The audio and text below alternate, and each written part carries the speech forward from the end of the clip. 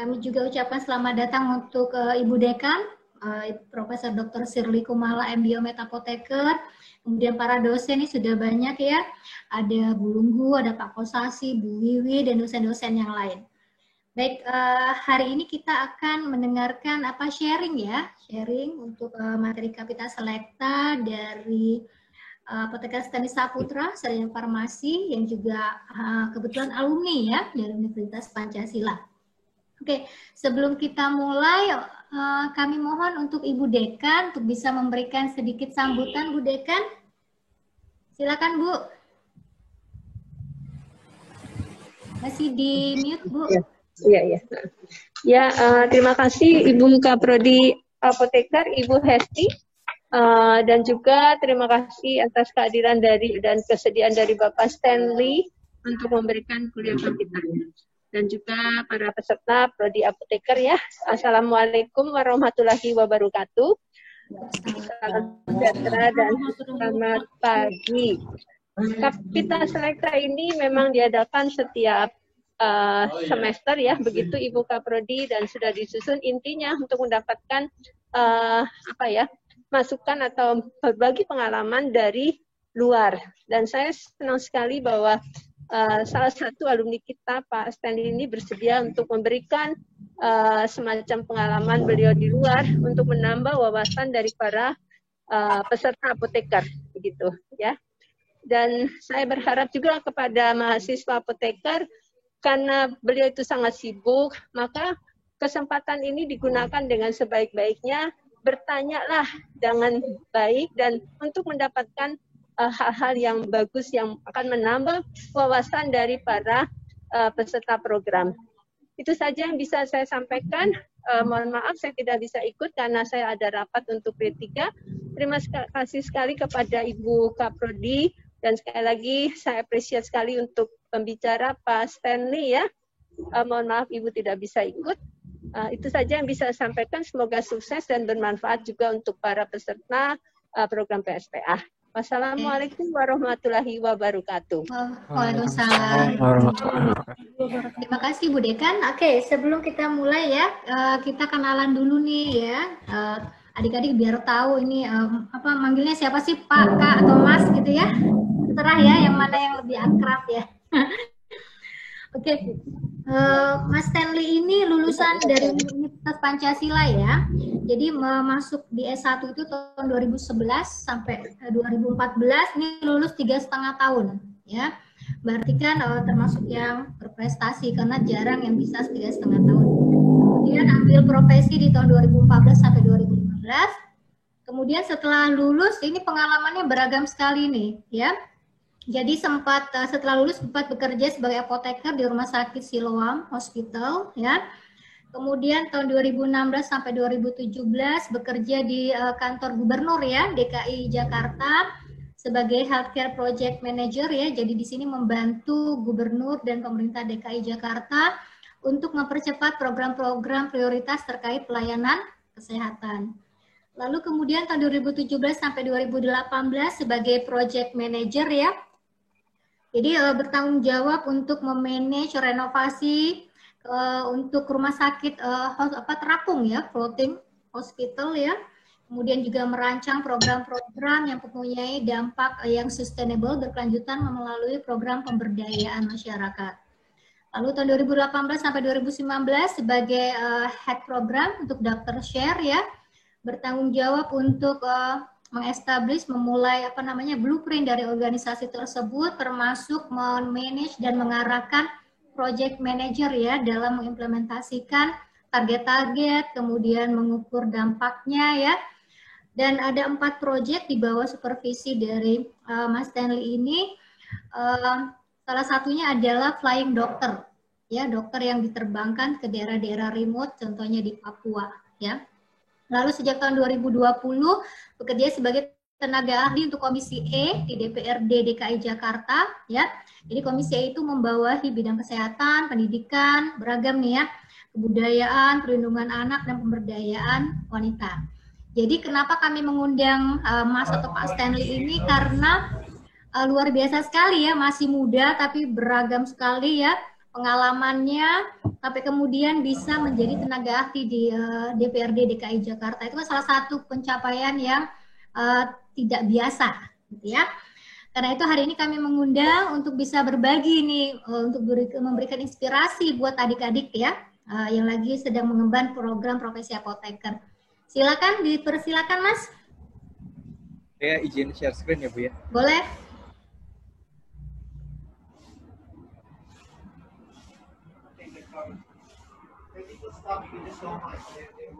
Oke, selamat pagi teman-teman. Senang sekali, terima kasih Bu Hesti atas waktu yang diberikan, dan juga saya lihat ada Bu Lengguk di sini. Selamat pagi Bu. Kebetulan Bu Lengguk dosen saya dulu juga. Mungkin hari ini pada pagi ini saya akan lebih banyak sharing-sharing mengenai pengalaman saya di bidang pemerintahan. Nah, sebelumnya mungkin kalau boleh saya bisa tanya dulu kepada teman-teman, cita-cita teman-teman nih setelah lulus nanti profesi apoteker tuh mau kemana? Nah, mungkin teman-teman kalau misalnya bisa sharing, mungkin bisa sharing juga nanti di kolom chat. Boleh saya tunggu sekarang sambil saya mulai sharing saya.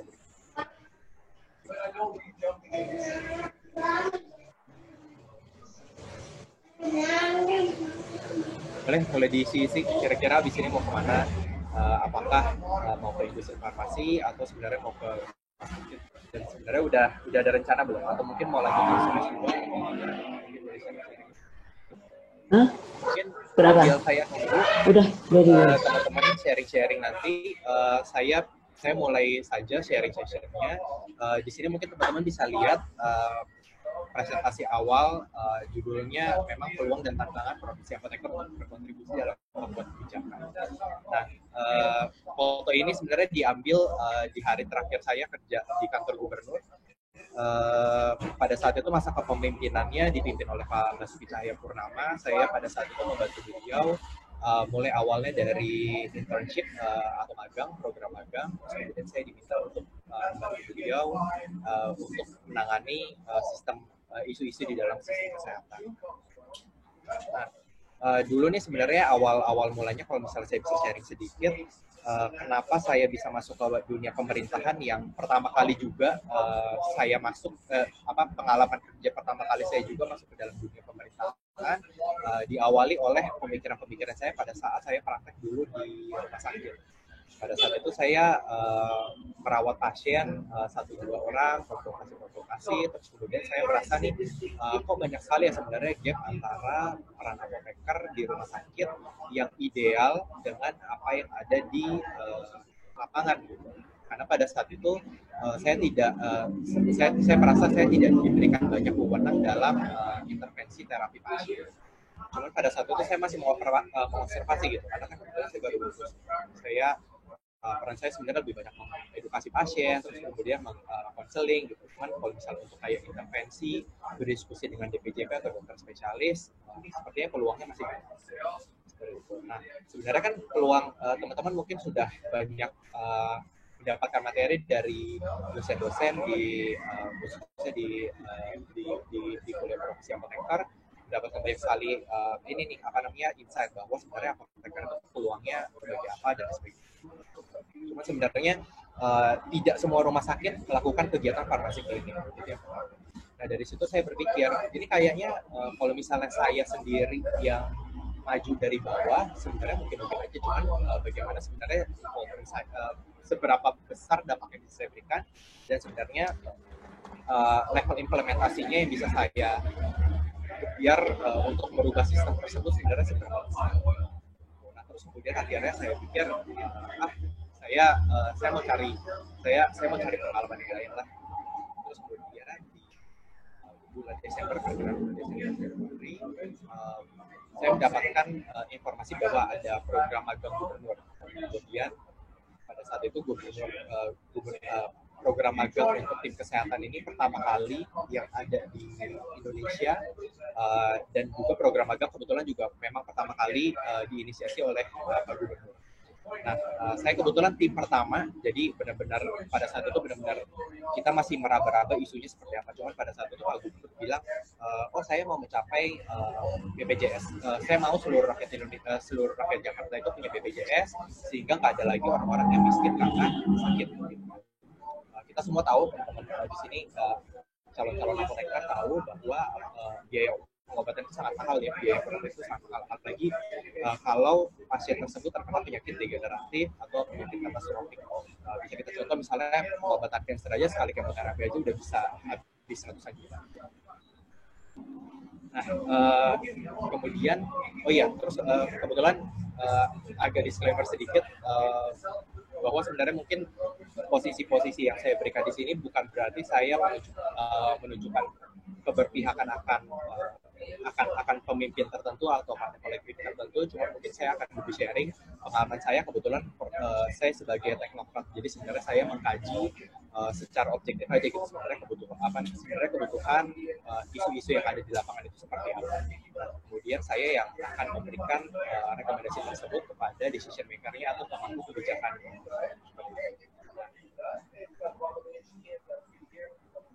Kemudian, nah, di sini sebagai contoh saya sharing-sharing sedikit juga apa sih sebenarnya yang saya kerjakan untuk membantu Pak Gubernur dalam membuat kebijakan.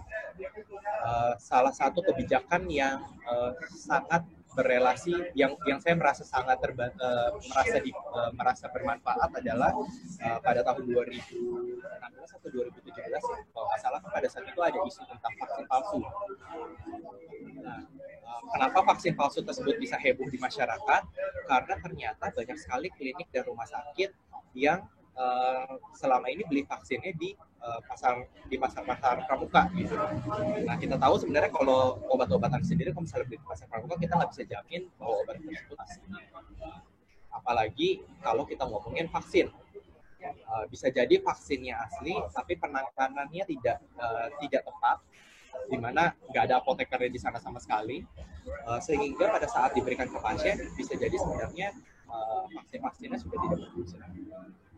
Terus kemudian kita berdiskusi, kebetulan Pak Gubernur tidak mengerti soal apa sih sebenarnya cold chain distribution itu seperti apa dan sebagainya. Nah, di situ saya merasa peran saya sebenarnya sangat bermanfaat. Karena peran saya pada saat itu adalah membantu Pak Gubernur menyiapkan briefing sebelum beliau memulai rapat, mendengarkan pendapat, terus kemudian akhirnya membuat sebuah kebijakan seperti itu. Jadi sebenarnya di situ sebenarnya peran langsung saya kepada pembuat kebijakan.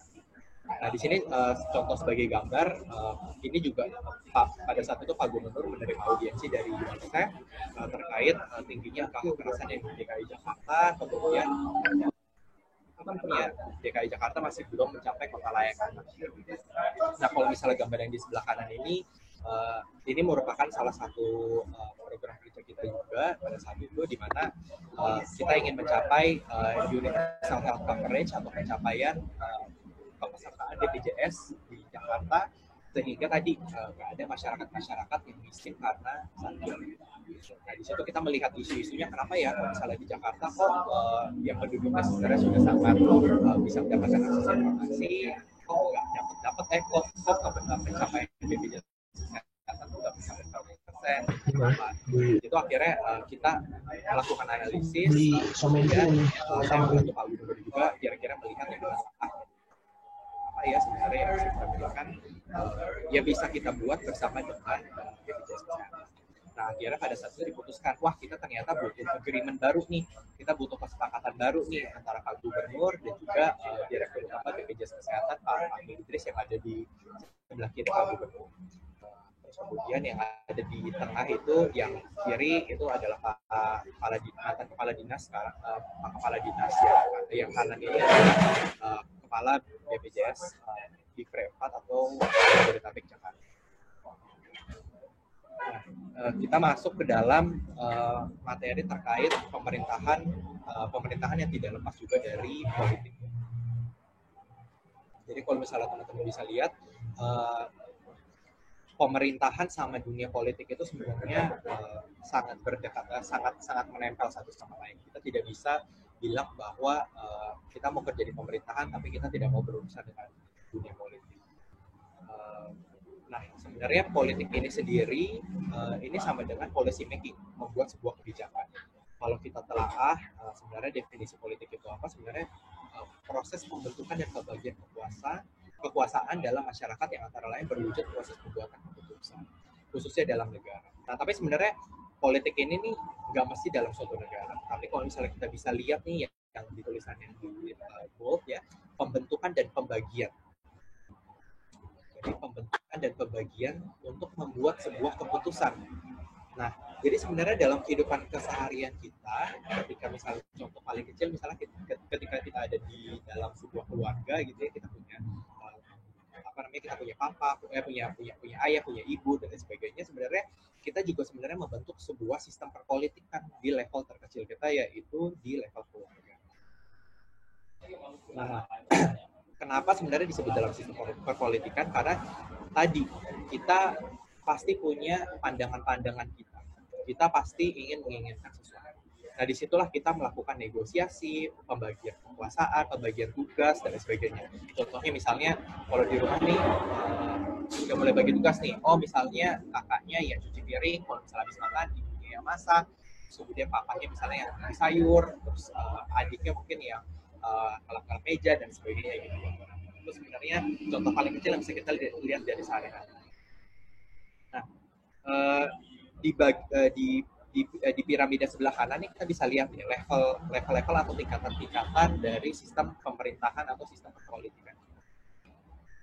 Ada pelayanan kesehatan, yaitu ada apoteker, ada dokter, ada dietitian, nutrisionis, kemudian ada radiografer, ada lab, dan juga ada bidan dan lain sebagainya. Kita membagi tugas dong, dietitian kerjanya seperti ini dan sebagainya. Dengan goalnya sama, yaitu kesembuhan pasien atau peningkatan kualitas hidup dari pasien tersebut. Tapi kan sebenarnya kita butuh yang namanya organizer atau manager. Kita butuh ada sekelompok orang yang membantu kita untuk bisa memanage atau bisa mengkoordinasikan hubungan-hubungan ini, mengurai kekompleksan penyembuhan pasien yang sangat kompleks menjadi suatu sistem yang sangat rapih. Jadi contohnya ini misalnya ketika pasien datang, pasien masuk ke IGD yang akan menelaah, kemudian nanti dokternya akan datang melakukan diagnosa, melakukan anamnesa dan sebagainya. Kemudian datang juga nih apoteker melakukan rekonsiliasi obat-obat. Nah, di sini kan sebenarnya udah mulai nih sistem yang sangat rapi, ya kan? Nah, itu semua sebenarnya dikoordinasikan oleh oleh fasilitas kesehatan. Sistem yang dibentuk oleh pejabat-pejabat struktural yang ada di fasilitas kesehatan. Baik itu di rumah sakit, di posyandu, atau di apotek lah, teman-teman bisa lihat sendiri. Dan juga bahkan pada level terkecil yaitu posyandu. Nah, di fasilitas kesehatan sendiri, atau teman-teman yang mungkin yang sudah pernah PKPL di rumah sakit atau juga di industri farmasi, tahu nih bahwa sebenarnya ada pejabat-pejabat struktural, ada apoteker-apoteker yang menduduki posisi struktural yang memberikan kebijakan. Kebijakan itu dibuat berdasarkan apa? Berdasarkan hasil diskusi bersama. Nggak mungkin dibuat secara sepihak atau secara otoriter gitu ya. Jadi satu orang yang memutuskan segala macamnya tanpa melakukan sebuah negosiasi atau sebuah diskusi terlebih dahulu gitu. Nah, pada level atasnya lagi, fasilitas kesehatan itu diatur atau dikoordinasikan oleh pemerintah, baik pemerintah daerah maupun pemerintah pusat. Nah, dari sini nih pemerintah mulai nih membuat suatu kebijakan-kebijakan yang sifatnya bisa fleksibel atau bisa bersifat rigid juga. Kebijakan-kebijakan itu bisa sangat luas, bisa jadi sebenarnya pemetaan fasilitas kesehatan. Radius apotek tuh misalnya harus 1 kilometer minimal, atau misalnya beberapa kilometer. Di tiap kalau misalnya pengalaman saya, misalnya kita mau supaya seluruh puskesmas itu hadir di level terkecil, yaitu level kelurahan. Sehingga apa? Sehingga penduduk nggak usah jauh-jauh lagi kalau mau puskesmas kecamatan, karena kadang luasan satu kecamatan dengan kecamatan yang lain itu bisa berbeda-beda, dan kadang ada orang yang tidak terakses lah karena misalnya terlalu jauh dan sebagainya. Seperti seperti itu. Nah, di samping-sampingnya ini nih ada nih yang organisasi-organisasi profesi atau organisasi-organisasi fasilitas kesehatan yang membantu kita. Membantu dalam hal apa? Membantu dalam hal mengkoordinasikan, mengadvokasi, dan juga mendorong sebuah kebijakan atas kebutuhan-kebutuhan kita, yaitu misalnya IAI, terus kemudian ada juga komisaris di level fasilitas kesehatan, ada juga PRS. Contoh konkret yang bisa saya tunjukkan, misalnya kalau misalnya untuk IAI, saat ini sekarang lagi bergulir di program legislasi nasional, yaitu program yang ada di bawahnya DPR, untuk mendorong adanya undang-undang kefarmasian. Nah, ini sebenarnya yang taking lead-nya itu Pak Nurul Falah selaku ketua IAI. Nah, ini yang didorong nih gitu. Ini kan sebenarnya membentuk suatu sistem. Kita mau sebenarnya apoteker ini di kemudian hari itu bukan cuma profesi yang akhirnya disuruh cuma ngeracik obat-obatan doang. Kita mau apoteker itu sebenarnya kita lihat kiblatnya misalnya kayak di Amerika atau di Australia gitu. Apoteker bahkan berperan dalam intervensi obat-obatan, apoteker bahkan menjadi mitra yang sangat sejajar dengan dokter. Nah, inilah sebenarnya dari piramida itu sebenarnya yang membuat saya sadar juga bahwa sebenarnya peran apoteker itu tuh harus hadir di berbagai sektor seperti itu. Nah, kalau salah satu hal yang mau saya sharing adalah buku yang sangat saya suka untuk baca. Pengarangnya Tracy Kidder, judulnya Mountains. Mungkin kalau berminat mungkin bisa cari juga, bukunya bagus sekali. Ini menceritakan tentang seorang dokter namanya Dr. Tracy. Dia merupakan lulusan Harvard University, kemudian dia dokter yang ditempatkan di daerah Afrika. Nah, Dr. Tracy ini pada saat dia ditempatkan di Afrika, dia berdiri sendiri nih, dia datang terus kemudian dikasih, nih kamu tinggalnya di fasilitas kesehatan ini ya, kamu tinggalnya di klinik ini ya, gitu kan.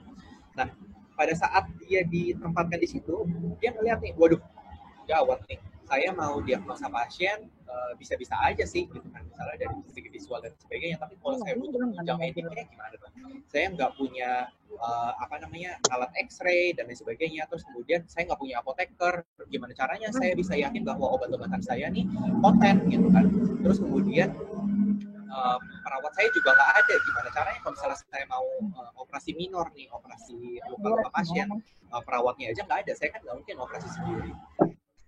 Nah, dari situ dia mulai nih melakukan assessment dan kemudian problem solving.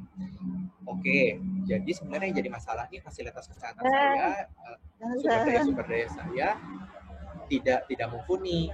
Gitu. Jadi apa yang harus saya lakukan adalah saya mempersiapkan itu, saya mencari kebutuhan saya tuh apa saja. Dari situ dia mulai berkoordinasi dengan dinas kesehatan setempat dan juga organisasi-organisasi non-profit yang ada di wilayahnya seperti WHO, UNICEF atau Bank Dunia atau World Bank. Nah, dia mengadvokasi ini nih, dia bilang bahwa saya butuh ini, kalau enggak saya nggak bisa praktek, saya nggak bisa nyembuhin warga kalian. Dari situ akhirnya pemerintah daerahnya bilang, oh ya udah kalau kayak gitu kita alokasikan budget. Seiring bertambahnya waktu, ternyata makin kelihatan nih, wah kita butuh ini, butuh itu, dan lain sebagainya. Dari situ dia mulai berkoordinasi lebih luas lagi. Nah, proses-proses ini adalah proses sebuah pembuat kebijakan. Yaitu sistem perpolitikan tadi merupakan proses sehingga terjadilah sebuah pembuat kebijakan. Nah, dari sini mungkin teman-teman juga bisa mulai punya gambaran lah kira-kira sebenarnya kalau misalnya kita mau membuat kebijakan itu sebenarnya kita mulainya dari mana, kita siapa dan sebagainya. Nah, ini saya gambaran sedikit aja terkait dengan sistem pemerintahan yang ada di Indonesia. Kalau boleh saya bagi langsung jadi dua kategori, sebenarnya pemerintahan kita terbagi jadi dua, yaitu pemerintah pusat ini sebenarnya terbagi lagi menjadi peran eksekutif, peran legislatif, peran yudikatif, dan juga inspektif. Gambaran sedikit ya, eksekutif ya kementerian-kementerian atau pembuat perencana dan juga pembuat kebijakan langsung, dan juga eksekutor dalam definisi yang langsung mengeksekusi kegiatan-kegiatan tersebut, dan juga ada juga peran juga sebagai legislatif. Legislatif ini perannya adalah pengawasan, approval anggaran dan sebagainya. Jadi sebenarnya kalau misalnya kita bisa bandingkan ini misalnya kalau misalnya kayak di industri farmasi, eksekutif itu misalnya bagian R&D-nya, bagian formulasinya. Legislatif ini tuh bagian pengawasan, yaitu bisa di quality assurance seperti itu. Tapi dia legislatif tidak terjun langsung ke masyarakat atau ke pembuat kebijakan. Nah, terus kemudian ada juga yudikatif. Yudikatif ini jika ada masalah-masalah terkait perundang-undangan, misalnya kita mau menggugat di undang-undang kefarmasian, atau misalnya kita mau menggugat peraturan Menteri Kesehatan. Nah, itu kita bisa lewat jalur yudikatif yang pusatnya nanti di Mahkamah Konstitusi, dan juga on the top-nya itu adalah kemudian ada juga inspektif, yaitu BPK atau juga KPK. Nah, kalau misalnya di pemerintahan daerah sebenarnya banyak juga. Jadi misalnya kayak untuk yudikatif dan inspektif kan sebenarnya langsung mengarah ke pemerintah daerah. Tapi pemerintah daerah ini punya perangkat besar, yaitu dua, yaitu di bagian eksekutif dan juga di legislatif. Nah, di sini sebenarnya tujuannya memberikan gambaran kepada teman-teman nih. Teman-teman sebenarnya mau berkontribusinya di bidang eksekutif atau di bidang legislatif. Nah, kalau misalnya di bidang eksekutif sendiri, kita tahu misalnya dinas-dinas yang di bawah Pemprov DKI Jakarta, ada dinas kesehatan, dinas pendidikan, dan sebagainya. Kemudian kalau misalnya di legislatif sendiri juga nanti banyak perangkat-perangkat fungsi pengawasannya sendiri. Nah, yang di sini sebenarnya sudah diatur juga oleh Undang-Undang Nomor 9 Tahun 2015 tentang urusan pemerintahan kita, yang dibagi menjadi 3 urusan besar: urusan pemerintahan absolut, temporer, dan juga di mana sebenarnya kalau misalnya pemerintahan absolut ya sebenarnya udah di take over sepenuhnya oleh pemerintah pusat. Nah, pemerintah daerah ini perannya ada di bagian konkuren dan juga pemerintah. Nah, terus kemudian terkait dengan posisi saya sekarang, tempat saya bekerja sekarang, saya berada di Komisi E, di mana komisi ini merupakan komisi terkait dengan kesejahteraan rakyat. Kalau misalnya kita ngomongin kesejahteraan rakyat, kita ngomong soal perlindungan masyarakat menyeluruh. Jadi di Undang-Undang Dasar kan sebenarnya sudah ada amanatnya nih, bahwa seluruh penduduk Indonesia ini terjamin berhak mendapatkan fasilitas pendidikan dan juga kesehatan. Jadi ini merupakan hak dasar nih.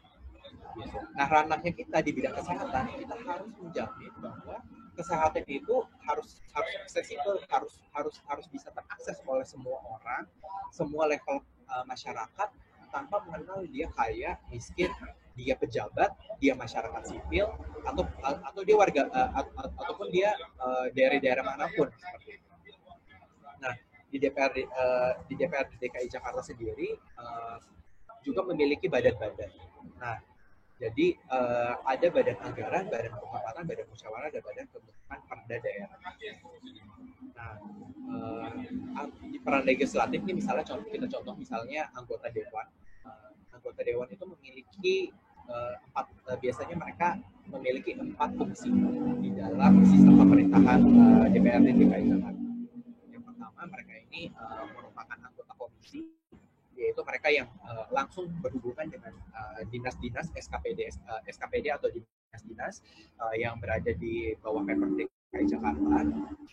Mereka mengawasi, mereka mengapprove anggaran, mereka yang membantu merancang juga mengawasi perancangan anggaran-anggaran dan juga program-program yang ada di DKI Jakarta. Kemudian yang kedua, mereka sebagai anggota partai juga. Karena sebenarnya partai ini kan kita definisinya bahwa ini merepresentasi masyarakat.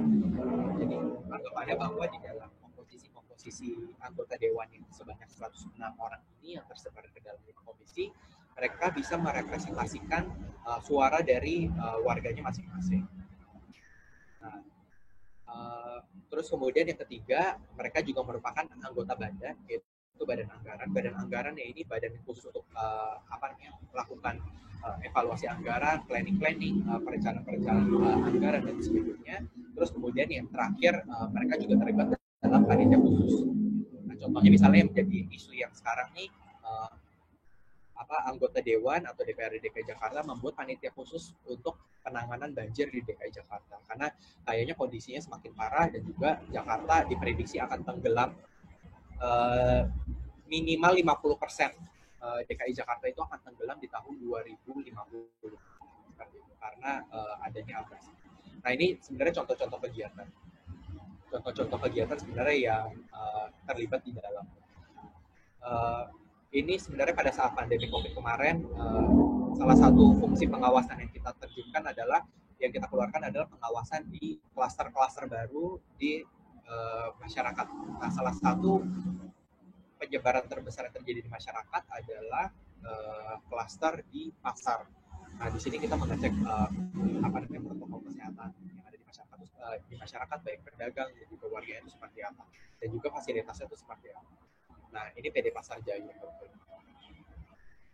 Nah, ini saya sharing sedikit juga terkait sebenarnya framework atau rancangan ideal nih kalau misalnya kita ngomongin Komisi E Kesejahteraan Rakyat, kan bingung ya, karena misalnya kayak klasifikasi juga nih, aduh level kesejahteraan saya kan beda nih, misalnya saya minimal harus ke toko kopi sehari sekali, itu standar kesejahteraan saya nih. Kalau misalnya saya nggak mampu untuk ke toko kopi sehari sekali, namanya saya nggak sejahtera gitu. Atau misalnya saya minimal seminggu sekali harus nonton bioskop, nah itu level kesejahteraan saya. Kalau saya nggak sejahtera, nah ini kan beda-beda. Nah, tapi kita mencoba membagi itu sebenarnya ke dalam sebuah kebutuhan dasar sesuai amanat undang-undang dasar, dan juga sebenarnya berdasarkan teori kebutuhan masyarakat itu sebenarnya apa. Nah, kita bagi menjadi 3. Yang pertama adalah bantuan perlindungan sosial, atau yang kita bisa bilang safety net, atau jaring pengaman sosial, dan juga platform. Yang kedua, kita ngomongin juga soal kesehatan dan olahraga.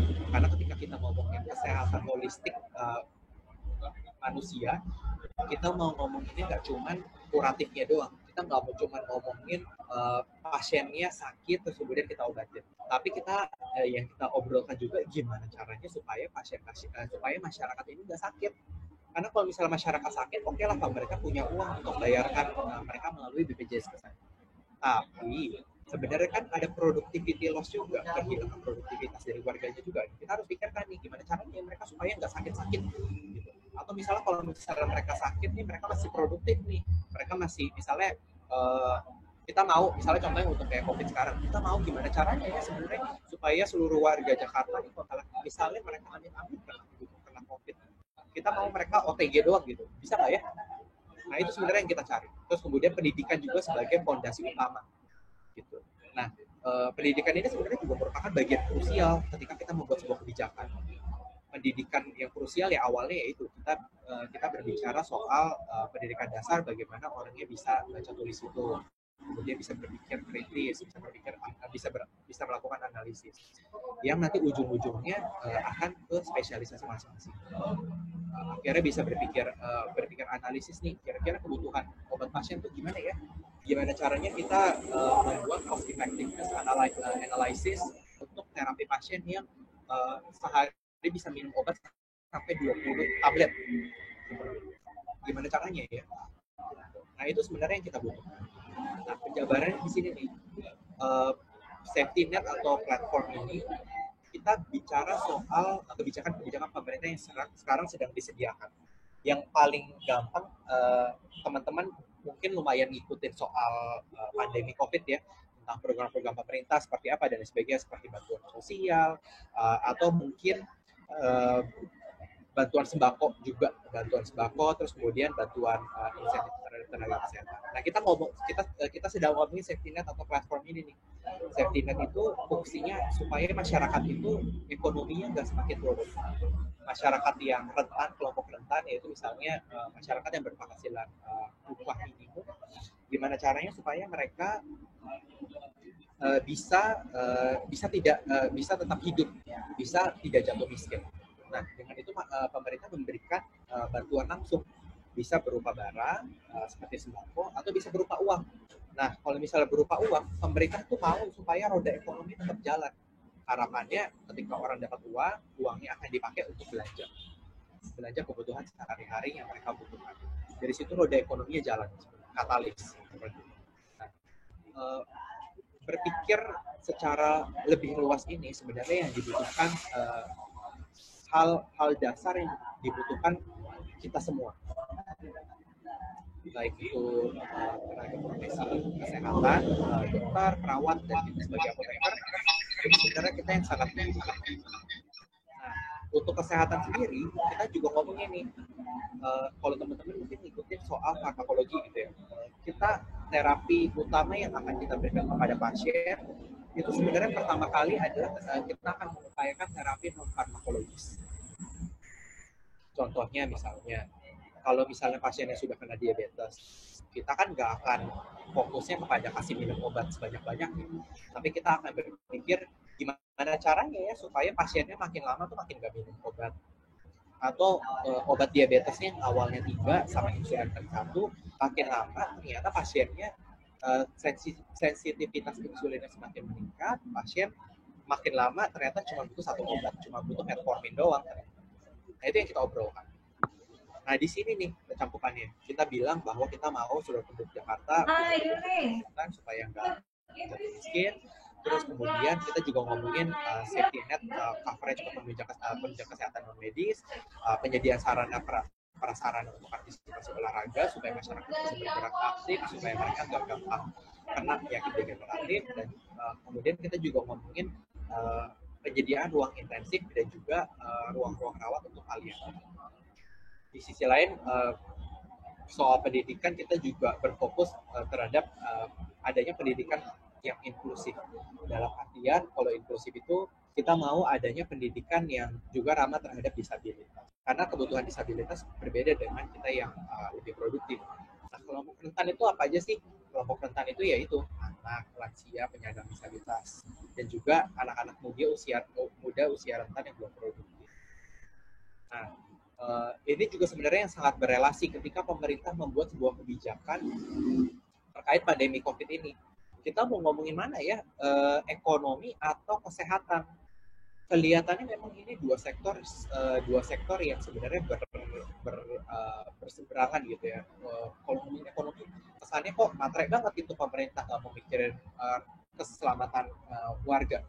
Tapi kita juga kalau misalnya ngomongin kesehatan pure, waduh, pemerintah tuh nggak punya uang sebegitu banyaknya. Pemerintah tidak punya resources atau sumber daya yang cukup banyak untuk diem aja, tidak melakukan aktivitas ekonomi sama sekali, dan kemudian tetap merawat warga-warganya. Kan warga juga butuh makan. Nah, ini sebenarnya yang kita pikirkan. Nah, ada kasus nih kalau misalnya kita ngomongin ekonomi versus kesehatan gitu ya. Contohnya misalnya paling sederhana pada saat India atau kalau nggak salah kota Mumbai itu melakukan lockdown. Pada saat melakukan lockdown, nyatanya warga akhirnya ada kasus beberapa warga meninggal pada saat mereka naik kereta api karena mereka itu kelaparan. Nah, kita tuh nggak mau itu terjadi di Indonesia. Nah, ini sebagai contoh lainnya, ini gambar pada saat kita melakukan sidak ke sekolah ke SMK di daerah Cipayung, di mana pada saat itu kondisinya sekolahnya direnovasi supaya anak-anaknya bisa punya fasilitas sekolah yang lebih baik, tapi ternyata kontraktornya nakal. Bahan bakunya istilahnya dimainkan sehingga warga itu sehingga sekolahnya ambruk pada saat itu. Nah, untungnya ambruknya itu pada saat aktivitas sekolahnya lagi nggak ada. Nah, ini sebenarnya hal-hal yang kita soroti. Tapi dari hal sederhana ini, misalnya dari sekolah ambruk, kita dituntut tidak hanya berpikir, oh kalau misalnya sekolahnya ambruk, ya udah kita akan gimana caranya kita nuntut nih si kontraktornya supaya beres ya. Kita dituntut nggak bisa berpikir hanya sebatas itu. Kita berpikir nih secara luas. Nah, sebenarnya yang jadi masalah sistemiknya itu apa? Oh, ternyata dinas pendidikan yang aktifnya di bidang pendidikan ternyata disuruh mengerjakan renovasi kontrak yang bukan pada bidangnya. Nah, di situ kita mendorong nih supaya kalau misalnya ngomongin renovasi atau pembangunan di bawah dinas pendidikan, itu jangan dinas pendidikan yang pegang, tapi harus dipegang oleh dinas perumahan. Karena mereka punya praktisi di sana, banyak arsitek hebat di sana yang bisa melakukan kalkulasi-kalkulasi. dinas pendidikan tinggal bilang nih, saya butuh sekolah yang seperti ini, yang fasilitasnya seperti ini, saya pengen yang ventilasinya bagus, penerangannya baik. Nah, kita balik lagi sebenarnya kepada peran kita. Peran kita ini sebenarnya di dalam dunia kenegaraan, di dalam pemerintah, gitu ya, kita bisa bilang bahwa peran kita ini sangat banyak dari berbagai sektor sipil. Kita sebagai masyarakat sipil, kita punya suara. Salah satunya misalnya yang paling gampang kita lihat, 5 tahun sekali kita memilih presiden kita, memilih wali kota kita memilih gubernur kita memilih anggota legislatif kita. Di situ peran masyarakat sipil paling besar, paling nyata ya, yang bisa kita lihat. Mereka punya suara untuk memilih siapa pemimpin mereka. Kemudian yang kedua, akademisi dan juga universitas. Penting nih, karena sebenarnya sebuah kajian, sebuah kebijakan itu tuh harus ada dasarnya. Kita nggak bisa bilang nih bahwa saya mau apoteker misalnya, saya mau apoteker itu misalnya yang menjadi spearhead, ujung tombak misalnya sistem kesehatan kita. Kita nggak bisa ngomong itu tanpa kita ada buktinya. Atau misalnya paling sederhana nih, yang saya sering dapatkan materinya dari Bu Yusi dulu dan sekarang kayaknya masih jadi dosen, beliau masih mengajar farmakoekonomi juga.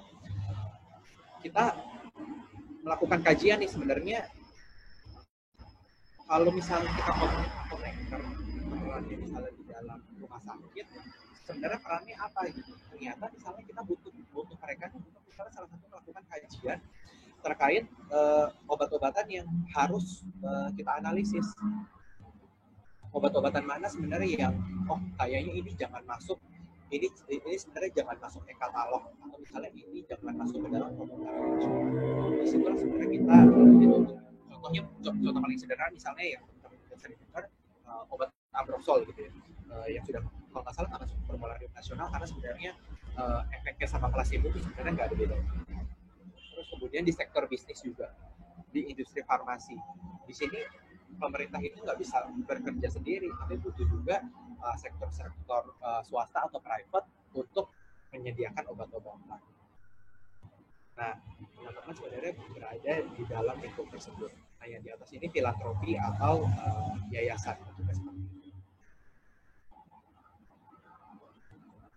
Nah, terkait soal yayasan, saya mungkin bisa sharing sedikit bahwa saya sempat, sekarang kan saya berada di dunia pemerintahan, tapi sebenarnya in between sebenarnya saya sempat membantu salah satu yayasan atau organisasi Dr. Share itu merupakan sebuah yayasan yang bergerak dalam pelayanan kemanusiaan dan juga pelayanan medis di daerah-daerah terpencil, khususnya di bagian timur Indonesia. Kita sadar bahwa sebenarnya ketimpangan sistem kesehatan kita, fasilitas kesehatan itu masih sangat nyata di antara kota besar dan juga di daerah-daerah terpencil. Mungkin teman-teman ada juga yang asalnya misalnya dari Papua atau misalnya dari Maluku, itu bisa pasti sering, atau NTT, itu pasti sering banget mendengar cerita-cerita betapa fasilitas kesehatannya kurang baik di kampung halaman. Nah, di organisasi non-profit ini atau di Dr. Share, saya juga melakukan kegiatan perpolitikan istilahnya, mendorong sebuah kebijakan. Kebijakan apa yang saya buat pada saat itu, proyek yang saya handle adalah penyediaan rumah sakit apung atau rumah sakit kapal. Pada saat itu saya bertanggung jawab untuk mendirikan sebuah rumah sakit apung pertama yang modelnya baru ada pertama kali di Asia Pasifik, yaitu rumah sakit yang berdiri di atas kapal tongkang atau kapal angkutan yang kita ubah menjadi rumah sakit terapung sehingga kita bisa melayani orang-orang di daerah Maluku yang pulaunya kecil-kecil. Di situ saya melakukan advokasi. Saya mendorong adanya sebuah kebijakan dari pemerintah daerah dan juga pemerintah pusat. Yang di sebelah kiri atas, saya mendorong adanya regulasi nih. Di Indonesia tuh belum pernah ada sistem fasilitas kesehatan terapung. kita nggak punya payung hukum. Selama ini kita bermainnya ilegal. Kita datang ke satu tempat, kita operasi pasien dan lain sebagainya, tenaga kesehatan kita nggak punya izin sebenarnya untuk melakukan kegiatan medis tersebut. Bentuk izinnya seperti apa, yaitu SIP tadi.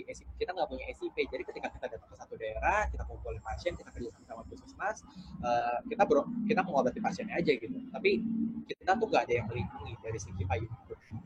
Nah, dari situ saya mendorong nih kepada Ibu Kepala Dinas Maluku. Pada saat itu saya bilang bahwa, Bu, kita butuh nih, Bu, adanya payung hukum. Di situ juga saya melakukan audiensi juga dengan UNICEF dengan perwakilan UNICEF yang ada di Maluku untuk bilang nih bahwa sebenarnya isu yang mau kita tackle atau isu yang mau kita hadapi sebenarnya itu adalah kematian ibu dan anak yang masih sangat tinggi. Nah, kenapa kematian ibu dan anak masih sangat tinggi? Karena misalnya edukasi terhadap tenaga kesehatannya, bidan dan sebagainya itu tidak ada. Gitu.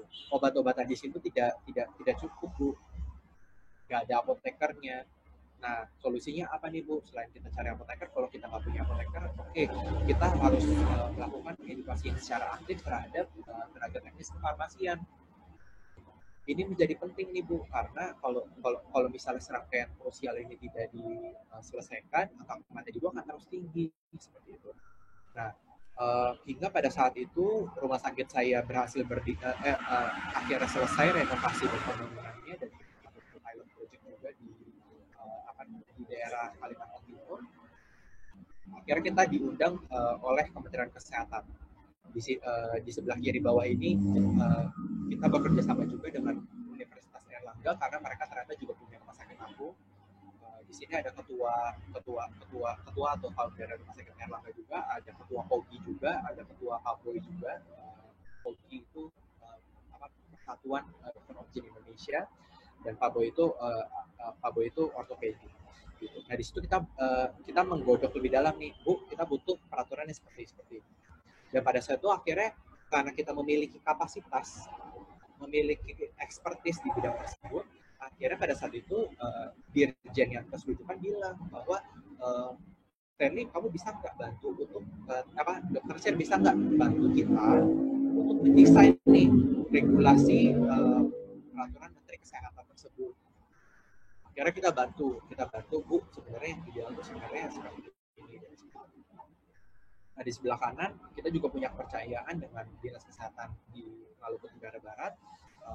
Di situ tempat kita mau melokasikan, memposisikan rumah sakit apung kita. Di situ kita diskusi panjang daerah sini, terus kemudian kita juga ngomongin soal sumber daya atau resources yang bisa disediakan. Nah, ini sebagai contoh rumah sakit apung yang sekarang posisinya ada di daerah Surabaya. Sebentar lagi pelayanannya nanti akan ada di daerah Riau. Nah, ini rumah sakit di sini nih. Di sini apa yang dikerjakan sebenarnya mengurusi sebenarnya manajemen keseluruhan dari rumah sakit tersebut. Kalau kita ngomongin manajemen rumah sakit, yang teman-teman juga pasti sudah dapat pelajaran dari itu terkait manajemen. Kita ngomongin dulu, kita mau bikin rumah sakit nih, kebutuhan masyarakat tuh apa? Ternyata misalnya masyarakat tidak punya akses terhadap obat yang berkualitas. Masyarakat tidak bisa mendapatkan akses pelayanan dasar seperti pelayanan spesialisasi anak, bedah umum, objin, dan juga penyakit dalam. Terus kemudian masyarakat kurang apa lagi? Ternyata di daerah sana tidak punya ruang intensif, tidak punya ruang ICU. Kalau misalnya mereka mau dapat ruang ICU, masyarakat di MTB, Maluku Tenggara Barat, itu mesti ke Ambon dulu. Yang jaraknya itu tuh kalau nyetir dari Maluku ke bandara terdekat aja bisa 8 jam, dan 8 jam itu mereka harus naik pesawat kecil lagi ke Ambon. Total waktu yang dibutuhkan 3 hari. Dan ini kan nggak mungkin nih kalau misalnya kita ngomongin satu warga butuh ruang intensif, kita kirim mereka dengan kendaraan umum, nggak mungkin banget bisa nggak selamat. Nah, disitulah kita bermain. Dari situ kita bisa ngomongin nih, manajemen rumah sakit nih. Kita bangun rumah sakit tipe apa nih? Kayaknya kalau kebutuhan di sana butuh rumah sakit tipe C. Maka kita ngomongin rumah sakit tipe C, kebutuhan borderline-nya ada di mana, fasilitas apa yang disediakan. Tadi kita harus menjamin adanya obat-obatan, terus kemudian obat-obatan khususnya obat-obatan yang sangat rentan penyimpanannya itu kita sediakan, terus kemudian kita juga menjadi haruan intensif, dan juga kita ngomongin tenaga kesehatan yang ada di sana. Bahkan lebih jauh dari itu, kita bukan cuma ngomongin rumah sakit, tapi kita dituntut untuk membicarakan hal yang lebih hulu lagi. Kalau misalnya kita ngomongin obat-obatan kepada masyarakat, kita kan nggak mungkin kita ngejelasin obatnya, tapi kita yang kita jelasin pola hidup sehatnya supaya masyarakat itu tidak sakit. Nah di situ sebenarnya peran kita sangat dituntut. Nah di sini untuk wrap up sebenarnya diskusi sharing saya pada pagi ini, sebenarnya saya mau ngomongin tentang peran apoteker. Kita tuh sebenarnya setelah saya pelajari, sebenarnya kita ini salah satu profesi yang istilah kata sebenarnya yang sangat lengkap. Kita memiliki latar belakang yang paham dulu sampai ke hilir. Kita tahu nih dokter ketika pasien dokter itu melakukan diagnosa. Mungkin kita nggak bisa melakukan diagnosa, kita cuma bisa melakukan suatu medikasi. Tapi kita tahu nih, oh kalau misalnya dokter ngecek pasien akan dicek tanda-tanda vitalnya dulu. Kalau pasien masuk IGD, pasti yang akan difokuskan tanda-tanda vitalnya dulu nih. Tensinya bagus atau enggak, heart rate-nya bagus atau enggak, kesadaran pasiennya ini seperti apa, dan sebagainya. Setelah kondisi pasien stabil, baru kemudian dilakukan treatment dicari sambil dicari akar masalahnya. Kita tahu tuh sebenarnya mekanisme itu. Karena kita belajarnya obat-obatan balik lagi adanya di hilir, kita tahu nih, oh kalau misalnya obat-obat ini mekanisme kerjanya seperti ini. Kenapa mekanisme kerjanya seperti ini dan akhirnya bisa untuk mengobati pasien diabetes misalnya? Itu karena misalnya pasien diabetes rata-rata pengaruhnya karena lifestyle. Nah, kita tahu semua itu. Jadi kita bisa memutuskan, oke, obat yang kita belajar ya, obat yang terbaik itu sekarang. Sini aja nih saya taruh. Kemudian yang kedua, peran apoteker itu bukan cuma di industri dan di rumah sakit, tapi sebenarnya kita dituntut untuk kita memiliki peluang, bukan dituntut, kita memiliki peluang di banyak sekali sektor-sektor yang dijaga. Nah, contoh yang bisa kita lihat dalam kehidupan sehari-hari gitu, misalnya kalau kita lihat misalnya kayak profesi dokter, sekarang kan banyak banget gitu ya dokter ya masuk ranah-ranah non medis. Ada dokter yang jadi youtuber, ada dokter yang jadi vlogger, ada juga dokter yang jadi model, ada juga dokter yang jadi apapun. Nah, apoteker juga bisa melakukan hal yang sama. Bukan cuma misalnya kita bisa mengeksplor lebih banyak di industri, rumah sakit, terus kemudian pemerintahan. Ternyata misalnya masuk pemerintah itu ternyata nggak bisa jadi PNS atau pegawai negeri sipil dan sebagainya. Tapi sebenarnya banyak banget hal yang dimiliki secara bersama. Nah, di sini sebenarnya kita bisa mengeksplorasi gitu. Apa yang teman-teman harus lakukan adalah kita harus berani nih untuk mengeksplorasi itu lebih lanjut.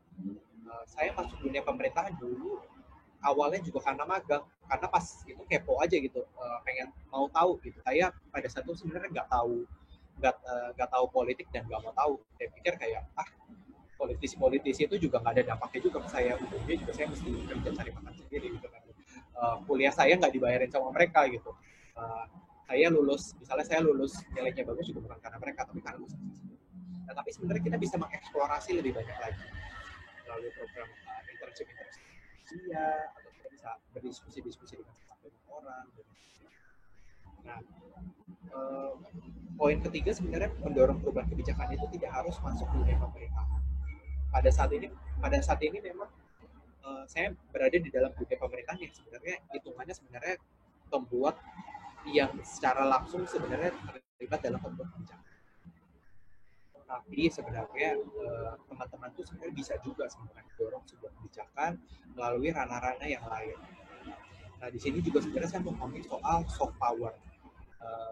Salah satu contoh juga misalnya saya mau ngomongin soal di Korea Selatan, salah satu taktiknya mereka untuk taktik maksudnya ini definisinya baik juga sih, definisinya baik. Jadi salah satu taktiknya mereka supaya bisa diterima oleh banyak negara, supaya bisa lebih dikenal, mereka mengenalkan melalui soft power. Soft power itu melalui apa? Salah satunya melalui K-pop atau misalnya drama-drama Korea, lagu-lagu Korea dan sebagainya. Akhirnya publik tuh makin lama makin kepo juga kan, masyarakat fans-fansnya misalnya sekarang apa ya, Blackpink misalnya, tahu nih, oh member Blackpink seperti ini, terus lama-lama kepo, sebenarnya member Blackpink tuh emang benar ya sehari itu makannya cuma sekali misalnya, atau misalnya ternyata Blackpink tuh nggak makan KFC, atau misalnya di Korea tuh ada ini ya, nah itu sebenarnya bisa akhirnya masyarakat tahu, masyarakat kenal, dari kenal makanya akhirnya jadi sayang istilahnya, jadi paham gitu. Nah, ini sebenarnya yang bisa kita lakukan juga. Gitu. Saya contoh paling sederhananya sebenarnya bagaimana saya mengenal upaya-upaya saya nih masuk ke dalam dunia pemerintahan. Sebenarnya awal-awalnya saya mengenalkan dulu. Kita ini sebagai apoteker. Orang-orang tuh ternyata belum banyak yang tahu juga apoteker tuh apa. Sering banget, bahkan di tempat kerja saya di dunia profesional juga banyak banget tanya, sebenarnya apoteker tuh kerjanya ngapain sih? Apoteker tuh dulu kuliahnya kedokteran dulu ya? Itu banyak banget. Bahkan saya misalnya ketika saya pakai jasa apoteker gitu ya, pasti orang-orang akan secara spontan aja manggil saya, Pak dokter gitu. Nah, itu sebenarnya yang lumayan unik lah menurut saya. Dari situ saya sadar bahwa ternyata sebenarnya kita harus kenalan dulu sama masyarakat. Masyarakat ternyata belum kenal baik sebenarnya apoteker itu seperti apa. Dari kita mengenalkan apoteker seperti apa, perannya seperti apa, lama-lama publik bisa menjadi tahu, apoteker itu penting. Dan ini sebenarnya nggak bisa cuma dilakukan oleh 1-2 orang doang gitu. Misalnya kita ngomongin misalnya gubernur gitu, misalnya ada apoteker yang jadi gubernur, contohnya misalnya Pak Longki gubernur Sulawesi Tengah, beliau juga merupakan lulusan Pancasila juga. Pak Longki pas itu nggak bisa, dia sebagai gubernur saja dia tidak bisa membangun sistem kefarmasian secara holistik di Sulawesi Tengah. Itu padahal posisi beliau sudah menjadi seorang gubernur. Butuh peran populis nih, butuh peran populis dalam arti butuh peran bersama kita semua membangun menjadi satu untuk mengenalkan kepada publik lagi nih peran apoteker seperti ini. Kemudian apoteker itu perannya seperti itu. Karena kalau enggak nih masalah-masalah terkait kefarmasian yang ada di Indonesia, obat palsu, obat dijual secara bebas, bahkan obat bisa kita beli, obat-obat keras gitu ya, obat-obat keras atau obat narkotika bisa kita beli di online shop atau e-commerce gitu. Itu nggak akan selesai kalau kita semua nggak bergerak secara bersama-sama dengan cara kita masing-masing. Nah, di dalam dunia pemerintahan sendiri, tantangan-tantangan yang bisa kita kelihatan juga banyak nih. Sebenarnya masih belum banyak loh apoteker yang terjun di dalam dunia pemerintahan. Membuat kebijakan dan politik praktis, khususnya di bidang pembuat kebijakan dan politik praktis gitu ya. Sehingga menyebabkan kebijakan kesana itu cenderung berpihak pada profesi tertentu. Di sini teman-teman, saya yakin tahu lah, sekarang profesi yang sangat mendominasi di dunia tenaga kesehatan itu siapa? Dokter gitu ya. Untuk punya usus sebenarnya bukan karena, nggak tentu juga bukan karena dokter itu kuliahnya paling lama, studinya paling lama, tapi sebenarnya pada saat kita telisik lebih dalam, ternyata di dalam proses pemerintahan itu sebenarnya profesi dokter sebagai tenaga kesehatan. Akhirnya representasi suara rakyat terkait isu-isu kesehatan itu diwakili oleh dokter, dan dokter akhirnya punya suara yang lebih banyak untuk menyuarakan kebutuhan-kebutuhannya mereka sampai ke dalam sistem pendidikan. Contohnya misalnya di Indonesia ini satu-satunya negara yang Indonesia merupakan salah satu negara dan mungkin satu-satunya negara juga yang punya spesialis gizi klinik. Padahal di luar negeri itu nggak ada profesi spesialis gizi klinik, nggak ada. Ada semua di take over sama dietitian atau ahli gizi klinis. Inilah sebenarnya yang dituntut nih gimana caranya sih sebenarnya kita bisa lebih proaktif, kita nggak pasif, kita nggak cuma yang komplain-komplain doang nih. Aduh, Permenkes 3 tahun 2020 nih, masa kita disebut tenaga non medis sih, tenaga non kesehatan. Ini maksudnya apa sih dokter terawan ini? Gitu. Kita nggak cuma kesana, kita menempuh jalur yang lebih konkret. Seperti itu. Nah, terus kemudian ketika kita membuat sebuah kebijakan khusus terkait apapun yang terkait kefarmasian dan sebagainya, potensi adanya gesekan dengan tenaga profesi lain itu pasti akan sangat besar. Contohnya dulu pada saat kita bilang nih farmasi klinik gitu kan, farmasi klinik lumayan dikenalkan di Indonesia gitu. Pas itu kepala dinas kesehatan, beliau merupakan dokter ortopedi, nanya ke saya, Stanley, emang farmasi klinik ini masih hati-hati karena kalau enggak dia bisa take over menjadi dokter gitu. Terus akhirnya saya jelasin, Pak, beda Pak, itu bukan mendiagnosis, kita tuh melakukan membantu sebenarnya untuk membuat sebuah kebijakan dalam terapi pasien. Kita nggak ngobatin pasien kan, kita berdiskusi misalnya insulinkan apa yang paling cocok dengan pasien, kebutuhan apakah pasien ini mau suntik 3 kali sehari, apakah pasien ini mau minum obat 3 kali sehari. Nah, di situ sebenarnya hal-hal yang paling sederhana, potensi ada yang gesekan itu besar sekali. Nah, di sini sebenarnya kita bisa ngomongin dasar-dasar tersebut. Kita berada di mana, teman-teman bisa milih dua. Teman-teman mau menjadi seorang teknokrat seperti saya nih misalnya, teknokrat atau membuat analisis yang sifatnya objektif, atau teman-teman mau jadi politisi. Politisi itu banyak ya, berarti teman-teman menempuh jalur politik, teman-teman menjadi anggota parlemen, anggota legislatif DPRD dan lain sebagainya, atau teman-teman yang menjadi sosok yang netral untuk membuat analisis kebijakan secara objektif. Nah, akademisi, dosen, dan juga peneliti itu masuknya sebagai teknokrat juga, sebagai teknokrat atau praktisi. Nah, disitulah sebenarnya peran saya diminta untuk senetral mungkin di dalam dunia legislatif DPR DKI Jakarta yang terdapat kurang lebih sekitar 14 partai politik yang pasti semuanya bergesekan satu sama lain pada saat pilkada kemarin. Tapi gimana caranya kita sebenarnya bisa netral, kita bisa mendukung kebijakan-kebijakan berdasarkan analisis kajian kita yang baik. Nah, disitulah sebenarnya kita dituntut. Nah, di sini sebenarnya ada salah satu kutipannya Kofi Annan yang saya lumayan suka banget. Ketika saya pada saat menuju dunia pemerintahan pertama kali, saya itu pada saat itu kebetulan ternyata pada saat itu saya ternyata yang paling muda di dalam tim. Tapi pada saat itu saya selalu dibilangin bahwa sebenarnya bukan perkara kamu masih muda, kamu tidak punya pengalaman, kamu orang tua, kamu ngerti apa-apa. Tapi sebenarnya bagaimana kita punya kemauan atau willingness untuk belajar bisa lebih banyak lagi, untuk mengeksplorasi lagi, dan tidak meragukan kapasitas kita untuk bisa belajar lebih banyak, sehingga kita bisa mendorong adanya sebuah kebijakan yang netral dan sebenarnya ujung-ujung tombaknya sebenarnya pada masyarakat.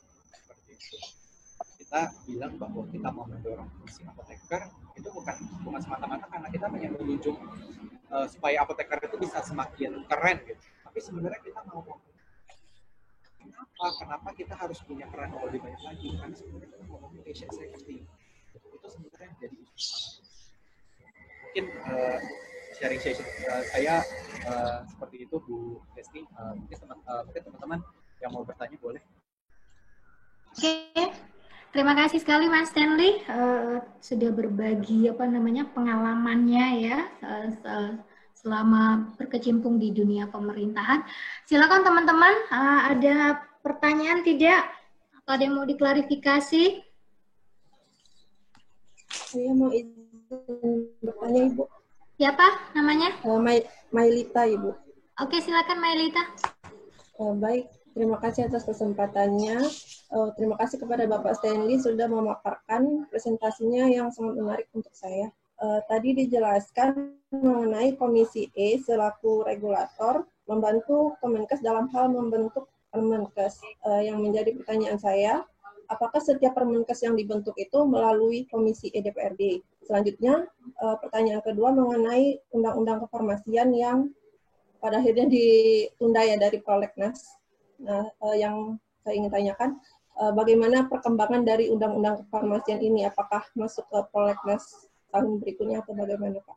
Terima kasih. Oke, silakan Mas Stanley dijawab aja langsung. Jadi ini agak berbeda hal. Kalau misalnya DPRD DKI Jakarta itu sebenarnya ranahnya terhadap pembuatan kebijakan level daerah, yaitu melalui peraturan daerah Perda.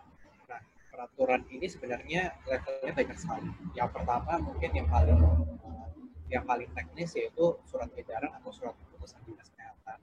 Kemudian di atasnya itu ada peraturan gubernur, kemudian yang di atasnya lagi itu ada peraturan daerah, dan di atasnya lagi itu adalah peraturan menteri kesehatan untuk dalam negeri. Nah, peraturan Menteri Kesehatan yang tadi Mailita sempat tanyakan itu sebenarnya ranahnya ada di pemerintah pusat. Jadi sebenarnya agak lumayan berbeda ketika DPRD DKI Jakarta itu masuk ke dalam ranahnya membuat Permenkes. Tapi mungkin pertanyaannya mungkin atau tidak, mungkin banget apalagi kita sama-sama institusi pemerintahan. Yang kita lakukan sebenarnya agak kurang mirip nih sama kayak teman-teman melakukan audiensi terhadap ke Menteri Kesehatan. Misalnya melalui IAI gitu. IAI melakukan audiensi ke Menteri Kesehatan, bilang nih kita butuh peraturan. Nah, terus kemudian yang pertanyaan kedua, progres terkait undang-undang kefarmasian. Nah, kalau misalnya di dalam sistem timeline pemerintah di DPR atau di legislatif DPRD, kita tuh biasanya dari partai politik tuh nanti mereka akan mengusulkan. Misalnya kayak saya concernnya banyak, misalnya partai ABCD, partai ABCD bilang kita mau dorong adanya undang-undang kefarmasian. Kita mau dorong adanya undang-undang kefarmasian karena ini penting. Nah, mereka prioritas akhirnya mereka masukkan ke dalam prolegnas. Nah, tapi sebenarnya kesulitannya memang sebenarnya kan pembuat kebijakan itu kalau misalnya kita membuat undang-undang atau kita legislatif gitu ya, perda gitu, ini kan sebenarnya kebijakan itu harus dibuat secara keseluruhan. Jadi anggota DPR kalau nggak salah kan sekitar 500 orang. Nah itu kita harus agree dulu nih, kita gimana caranya supaya lebih dari 50% mereka akhirnya mau mendorong sehingga membuat draftnya tersebut. Nah tentunya ketika sudah diprioritaskan di tahun ini, terus kemudian ditunda ke tahun berikutnya, itu bisa saja selama masih ada yang mau memprioritaskan hal tersebut. Seperti itu. Nah peran kita lagi dibalik nih, peran kita lagi gimana caranya kita bisa bilang nih bahwa ya tolong ini diprioritas. Kita belum. Bu Hesti, Ya, Bu Hesti, boleh ikut tanya? boleh. Ya. Baik, selamat Stanley, presentasi bagus sekali. Saya Bu Yusi, mohon maaf ini sedang nggak bisa aktifin video. Secara konsep tadi sudah dijelaskan baik sekali, tapi mungkin Stanley bisa sharing juga kepada teman-teman kira-kira apa soft skill yang diperlukan pada saat kita mau terlibat di dalam suatu sistem pelayanan kesehatan.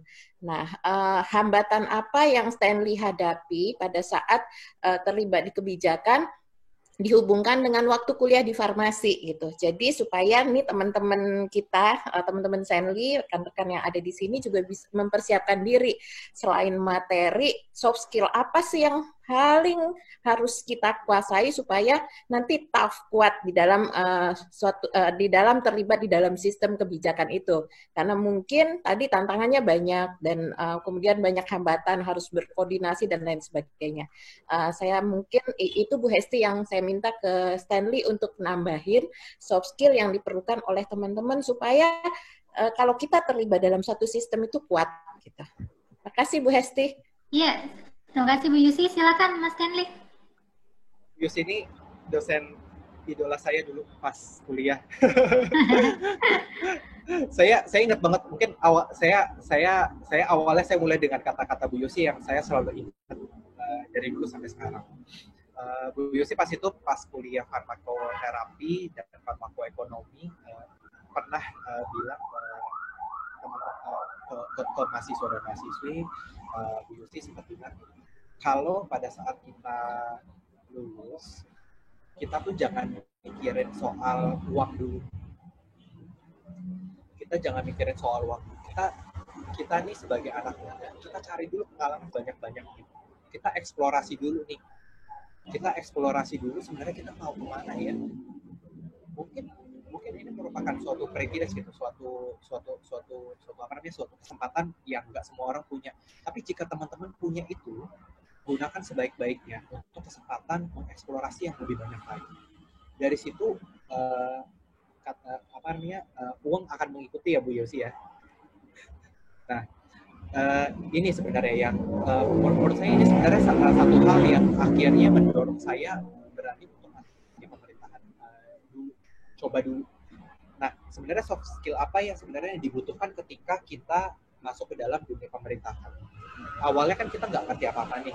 Saya dulu pada saat materi itu tidak mendapatkan misalnya materi tentang dunia perpolitikan, dunia pemerintahan, gitu ya, melakukan strategi komunikasi dan sebagainya. Kita belajar, yang dibutuhkan dari kita adalah kita mau belajar, ada keberanian untuk mau belajar.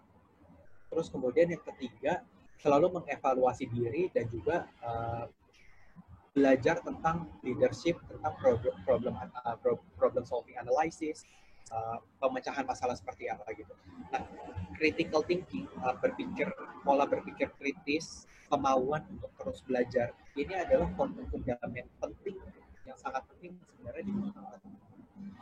Kita tidak bisa berharap bahwa kita nggak bisa bilang nih.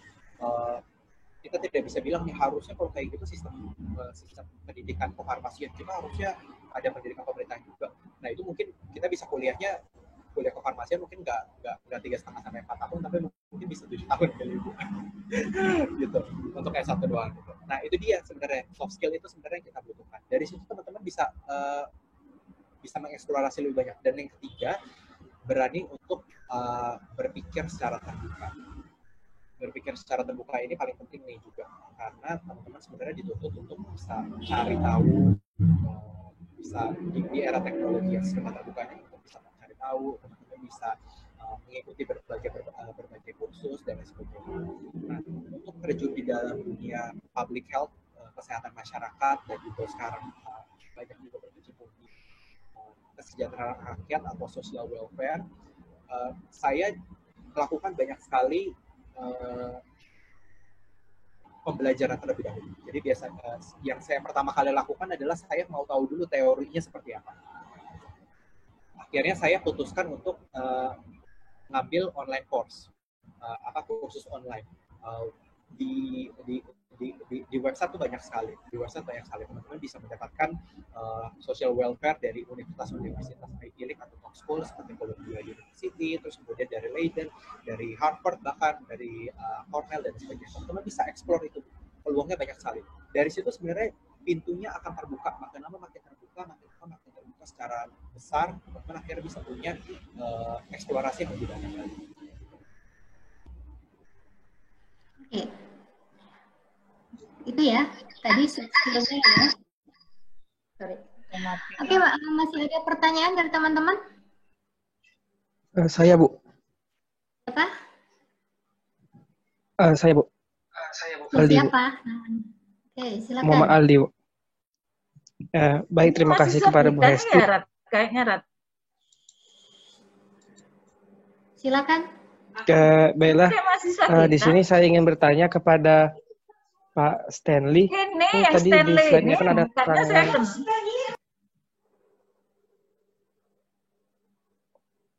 ada di slide tadi ada tantangan apoteker, salah satunya itu belum banyak apoteker turun dalam pemerintahan. Menurut Pak Stanley, kira-kira hal apa sih yang membuat hal itu terjadi? Kayak kenapa banyak apoteker yang tidak terlalu tertarik dengan dunia pemerintahan, dan kira-kira mungkin bisa dikasih tahu Kak, hal apa yang bisa memacu kita nih untuk terjun ke dunia pemerintahan begitu Kak? Terima kasih. Oke, jadi kira-kira Mas Stanley apa sih yang bisa memicu biar apoteker tuh banyak terlibat gitu ya dalam policy making? Silakan Mas Stanley. Oke, jadi pertanyaannya, tadi pertanyaannya bagaimana apoteker bisa masuk ke dalam dunia pemerintahan spesifik? Saya agak lupa. Mungkin bisa diulangin kembali pertanyaannya. Ini Pak, ini pertanyaan itu kenapa hal apa yang membuat apoteker itu sangat jarang untuk turun dalam pemerintahan? Terus kira-kira hal apa nih yang bisa Kakak bagiin ke kami biar kami itu calon apoteker ini mau terjun juga ke dunia pemerintahan kayak gitu? Jawaban pertama mungkin berpikir di luar out of the box gitu ya, berpikir di luar kotak. Kalau saya kurang tahu sih sebenarnya kenapa selama ini gitu ya dari dulu sampai sekarang tidak banyak.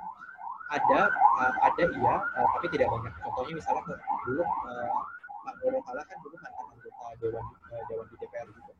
Terus kemudian ada juga Gubernur Sulawesi Tengah tadi, dan juga Kepala Dinas Kesehatan juga di berbagai daerah juga banyak yang menjadi banyak yang juga merupakan background-nya apoteker. Tidak banyak kalau saya lihat, mungkin yang bisa saya sadari di lingkungan teman-teman saya, mungkin tidak banyak yang awalnya mungkin tadi tidak banyak yang mau membuka diri untuk mencari peluang lebih banyak atau mengeksplorasi lebih banyak. Awalnya tuh pasti kita punya sesuatu yang membuat kita gelisah. Gitu. Jadi misalnya Aldi nih, sekarang nih Aldi punya isu yang menurut Aldi ini kok nggak selesai-selesai di masyarakat. Ya kan? Misalnya Aldi ini misalnya mikir tadi gitu ya, apoteker perannya seringkali istilahnya dikerdilkan di dalam layanan kesehatan. Apa sih sebenarnya ya masalahnya? Di situ kita explore terus, kita cari tahu terus, kemudian kita pelajari, kita cari dari berbagai kesempatan. Nah tadi misalnya bisa peluangnya itu misalnya Aldi bisa masuk dulu ke dunia komunikasi, atau misalnya Aldi bilang nih, oh kalau enggak saya mau masuk ke dalam bidang-bidang yang lain gitu. Nah itu Aldi bisa eksplor ke sana. Dari situ menurut saya sebenarnya mesti keluar dari comfort zone sih, dari zona nyaman kita, untuk berani mengeksplorasi tadi gitu. Nah itu saya nggak berani ngejudge apakah teman-teman saya seperti itu atau tidak, tapi maksudnya mungkin ini sebenarnya ranah yang belum banyak dilirik aja kali ya, belum banyak dilirik gitu. Jadi misalnya kalau kita melihat di toko gitu, misalnya ada banyak hal yang mau kita beli gitu, tapi kita mungkin ada 1-2 barang yang nggak kita lirik gitu. Mungkin ini seperti itu.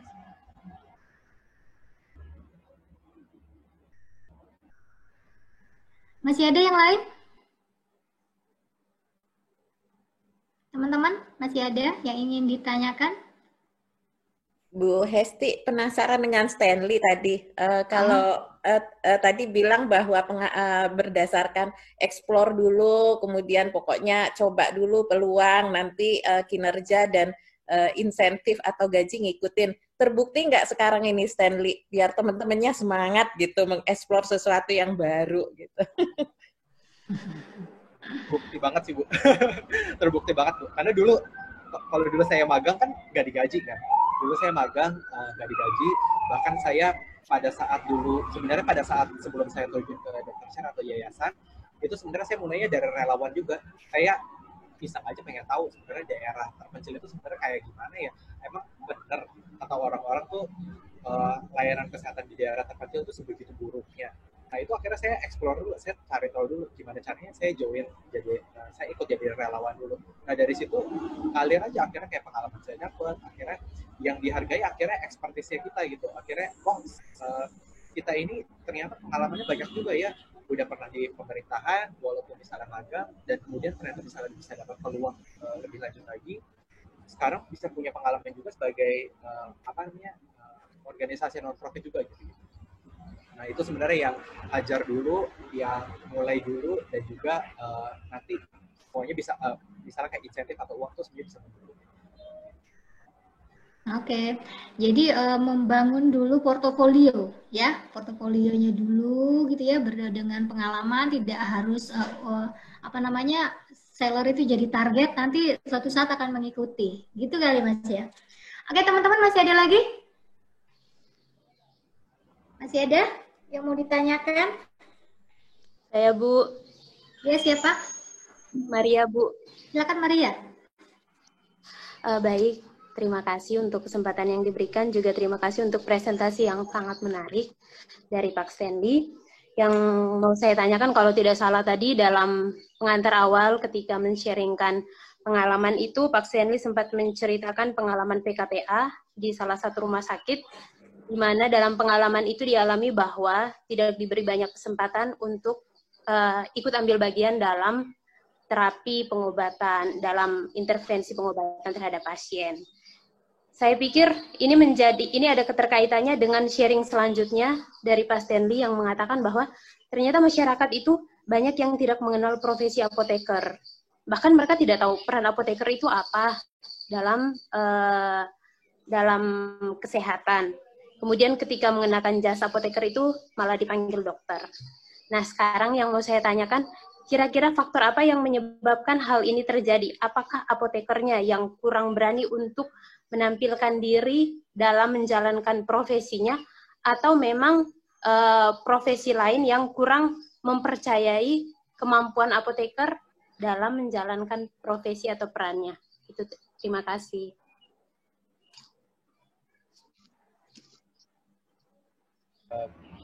Saya langsung jawab aja ini. Nah, jadi ini mungkin jawabannya mungkin lumayan subjektif ya Maria, lumayan subjektif, dan saya mencoba mencari kira-kira titiknya ada di mana. Karena sejujurnya saya juga kurang tahu nih kenapa asal usulnya misalnya apoteker mungkin sekarang sudah jauh lebih baik dibandingkan dulu.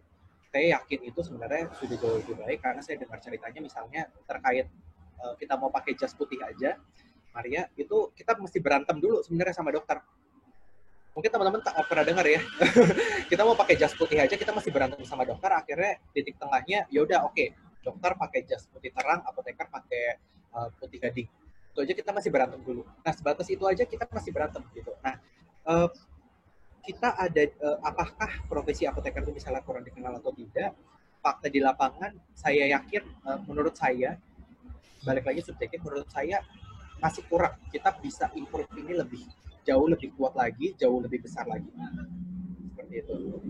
Fakta misalnya ternyata apoteker misalnya ternyata di lingkungan teman-teman mungkin ternyata sudah jual. Oke. Gitu. Tapi sebenarnya kita bisa dorong ini lebih besar lagi.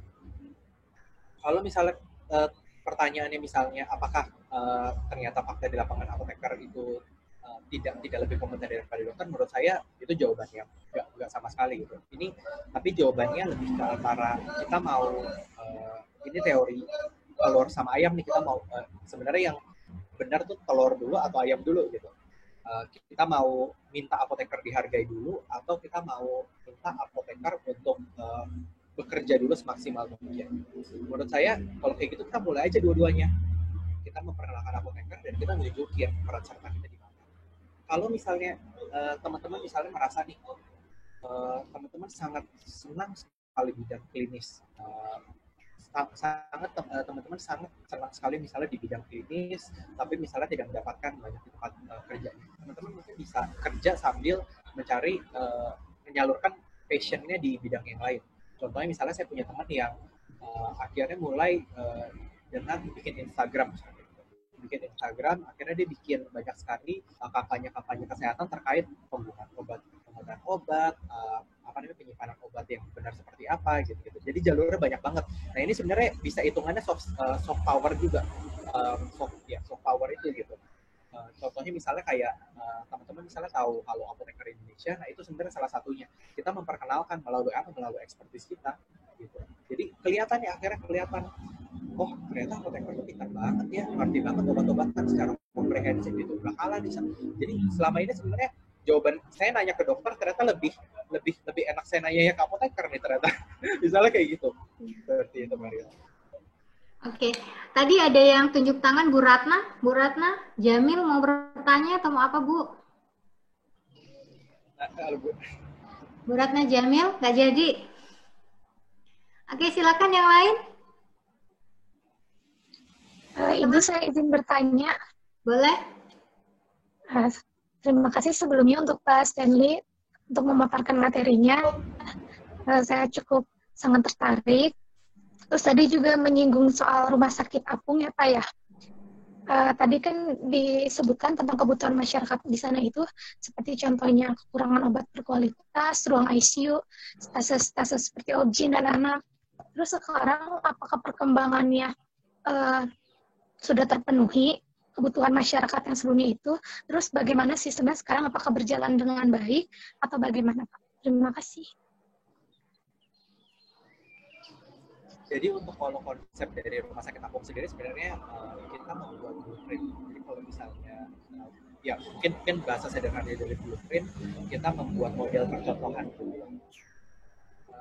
Target kita dulu itu adalah membuat sebenarnya rumah sakit apung ini diimplementasikan oleh program pemerintah. Jadi pemerintah tuh punya rumah sakit apung yang sebanyak di daerah.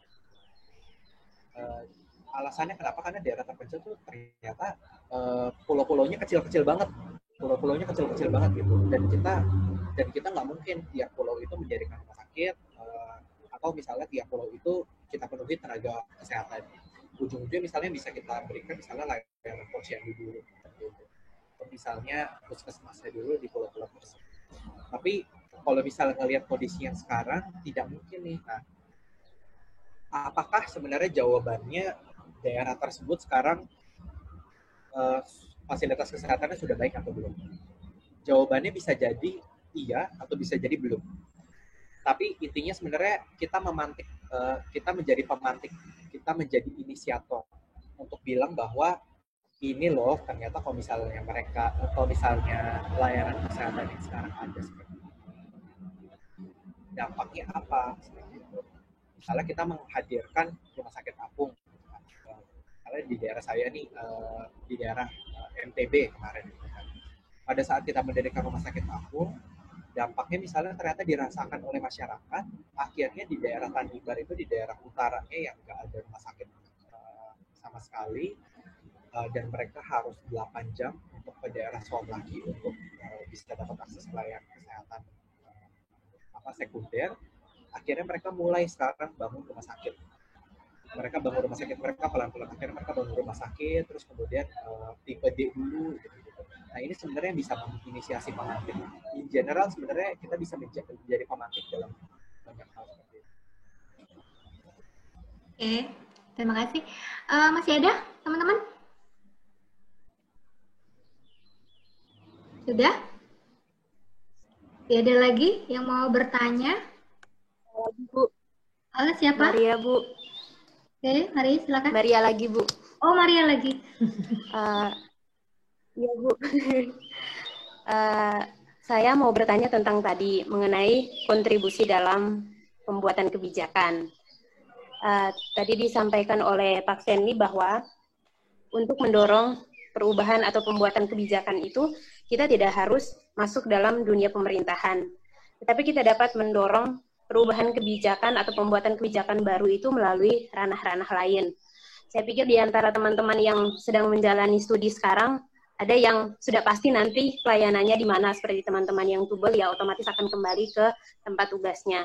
Kira-kira hal praktis apa yang bisa kita lakukan dalam ranah yang lain itu, misalnya kayak saya nanti akan bergerak di bidang pelayanan, itu hal praktis seperti apa yang bisa saya lakukan untuk mendorong perubahan atau perubahan kebijakan yang terkait dengan pelayanan kefarmasian.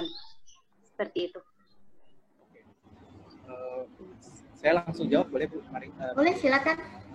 Maria, pertanyaannya menarik sekali. Dan kalau misalnya kita sharing pengalaman praktek itu sebenarnya sangat banyak sekali. Saya punya cerita dulu pada saat saya kerja, pada saat saya kerja, salah satu tugas saya itu sebenarnya simpel, cuma konseling pasien pulang di rumah sakit pada saat di tempat saya kerja dulu. Nah, pada saat saya konseling pasien, saya tuh nggak expect apa-apa awal-awalnya. Saya cuma memandang bahwa ini perlu.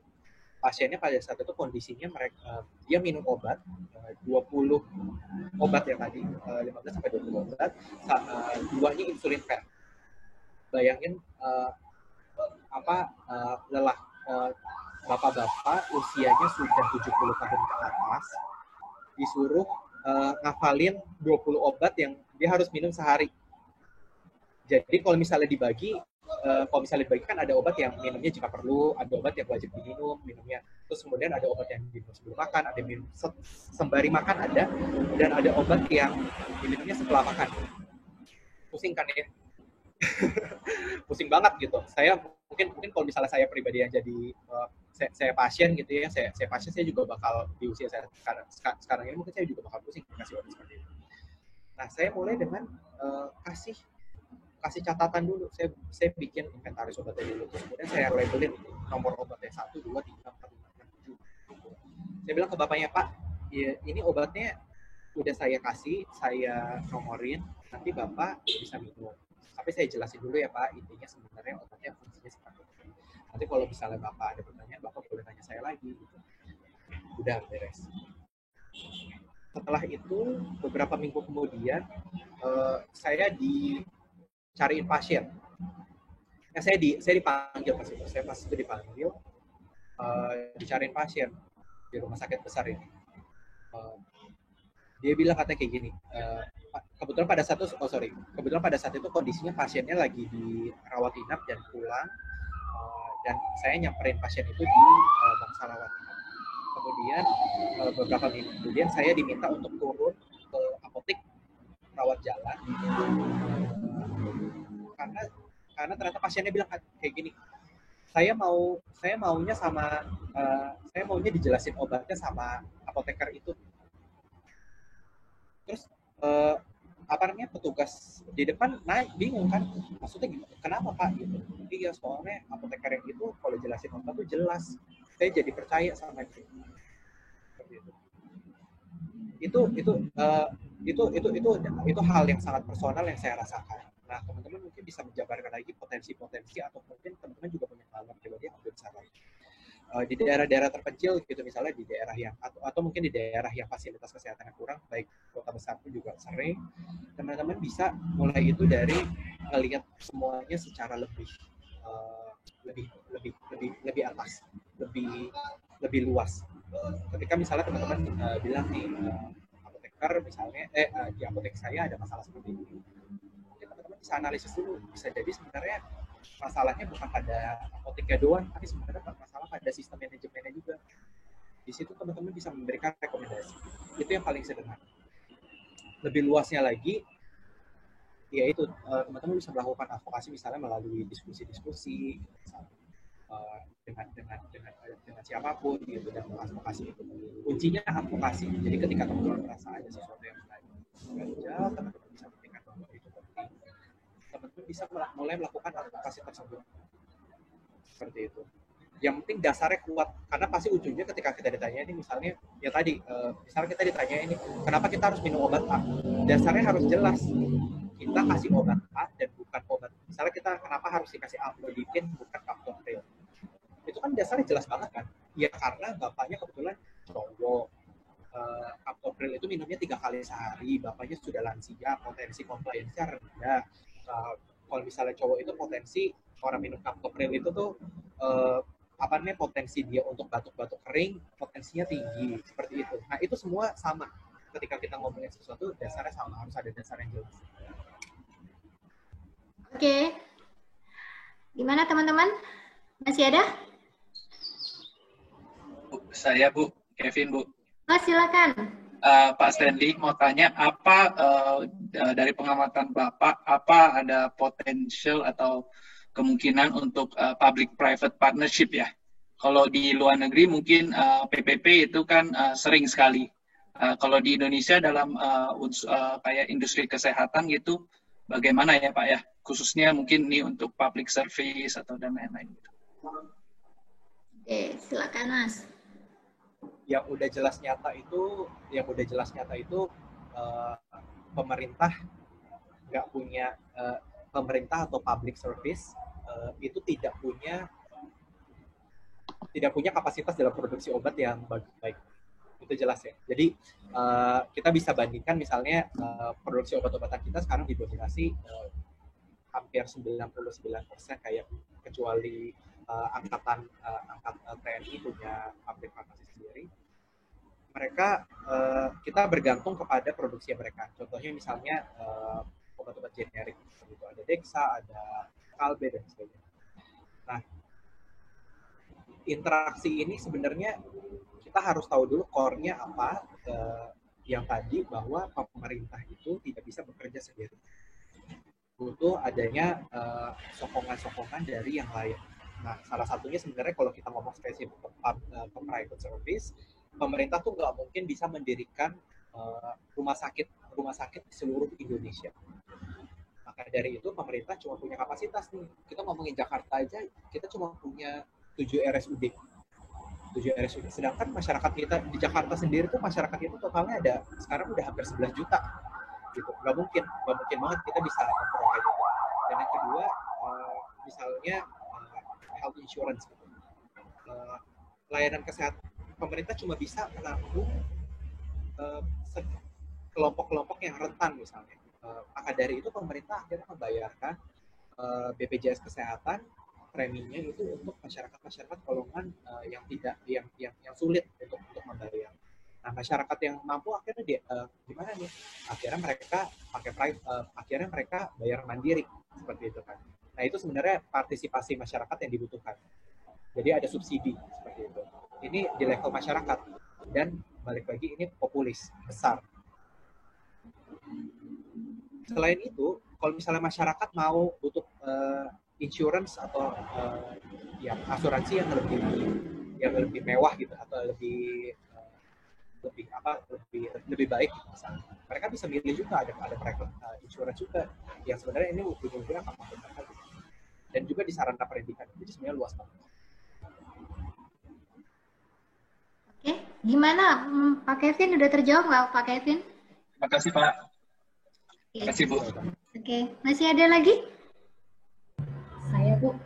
Silakan, siapa? Rahmadiana. Pak Kevin, saya mau tanya, tadi kan Anda mengatakan kalau kita itu perlu advokasi ya, sebagai dasar misalnya kita dalam terjun pemerintahan. Yang saya mau tanyakan, terkadang pada saat kita ingin advokasi itu kan kadang kita terkalahkan dengan rasa kepercayaan diri kita sendiri ya. Saya mau tanya, apakah selama Anda terjun ke pemerintahan tersebut, Anda pernah merasakan hal tersebut? Misalnya apalagi misalnya ada yang lebih senior dari kita, bagaimana Anda menimbulkan rasa kepercayaan diri Anda sendiri dan apa tipsnya untuk kami ketika mengalami hal tersebut? Terima kasih. Siap. Terima kasih Rahmat, pertanyaannya menurut saya sangat baik sekali. Saya cerita sedikit juga ya. Jadi dulu saya pernah underestimate tuh pernah sekali. Saya ingat dulu pertama kali saya audiensi ke Kemenkes, pas itu Menteri Kesehatannya mendisposisikan untuk ketemu level dirjen yaitu Bu Tri Hesti. Saya jadi nyebut orang.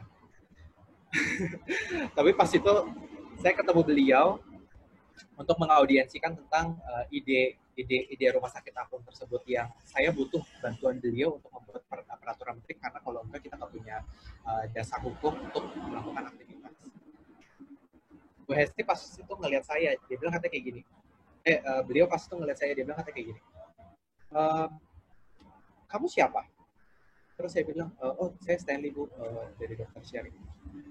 Oh, bukan, kamu siapa gitu. Terus akhirnya saya sadar maksudnya dia nanya saya tuh profesi apa. Terus saya bilang, oh saya apoteker Bu. Oh, apoteker. Terus nanti kalau saya mau tanya klinis tuh saya tanyanya ke siapa? Saya bingung kan, saya tanyanya ke saya aja Bu. Terus saya bilang, enggak, saya mau tanya hal medis. Itu tanyanya ke siapa? Terus akhirnya saya bilang, oh enggak Bu, saya bisa jawab. ikut aja. Nah, di situ kan sebenarnya salah satu poin penting tuh, maksudnya salah satu pengalaman penting. Hal pertama yang kita butuhkan sebenarnya kita meng-acknowledge, kita mengetahui, kita paham, dan juga kita menerima bahwa kita ini satu masih muda. Terus kemudian profesi kita mungkin tidak banyak. Masih belum sesporadis misalnya profesi dokter gitu. Kita menerima itu. Tapi sebenarnya kita harus kembali lagi kepada roh utama kita melakukan suatu kegiatan. Kita percaya misalnya tujuannya sebenarnya ini sebenarnya masyarakat. Kenapa kita dorong ini sebenarnya? Karena kita mau sistem kesehatan yang lebih baik seperti itu. Nah, ketika kita mengetahui dan menyadari itu, akhirnya kita tahu nih kelemahan kita ada di mana, sehingga kita bisa isi itu.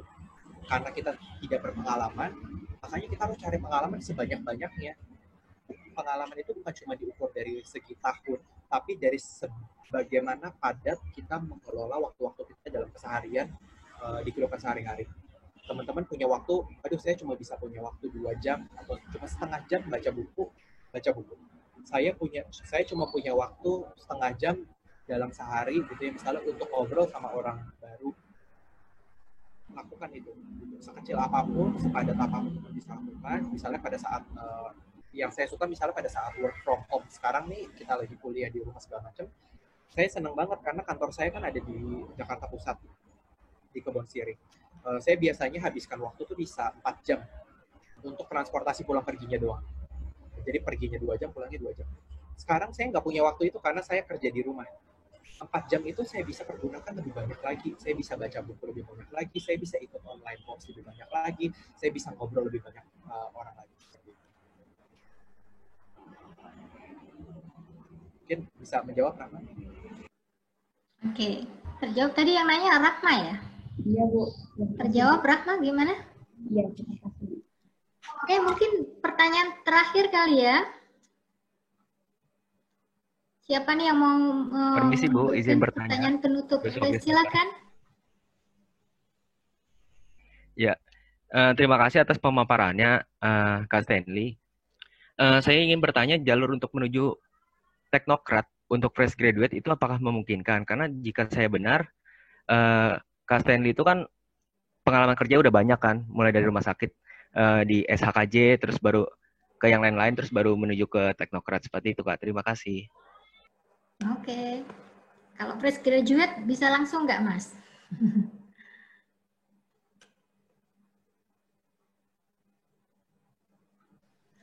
Mas Stanley masih mute itu. Sorry.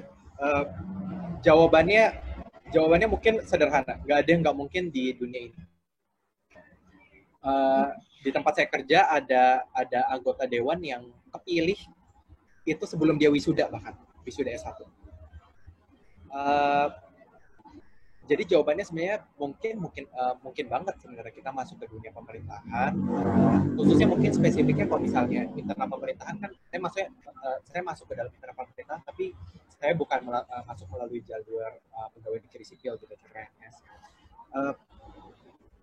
Saya awalnya juga kan pertama kali masuk itu saya cuma punya pengalaman di rumah sakit cuma 7 bulan.